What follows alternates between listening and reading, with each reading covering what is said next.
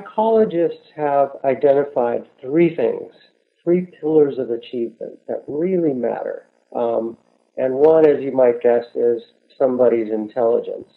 Now, this is controversial in the sense that it's not always the case that the people who start out the smartest end up the most successful.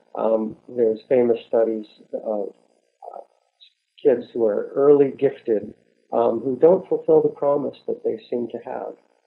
The other pillar is motivation. And there's different terms for this. There's a lot of talk now about the trait called grit, which is the ability to persevere and really work hard in the face of difficulty. It's also the case that we talk in the context of motivation, and I think it's important here in terms of the three pillars of achievement to discuss self-regulation, the ability to get oneself to do things, to focus, to get up out of bed and study, to stay awake.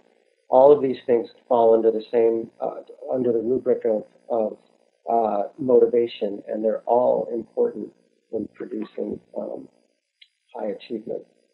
Finally, one that's received less attention but has received some interesting research over the past few years, showing that intellectual curiosity is the third pillar of achievement.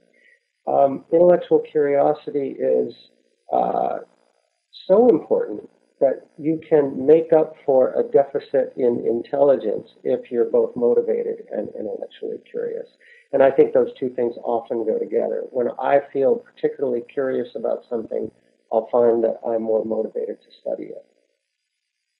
Now, the important thing about these three pillars is that each is fragile, which means that under stress, our intellectual curiosity can be diminished, our motivation can be diminished, and even the expression of our intelligence can be diminished.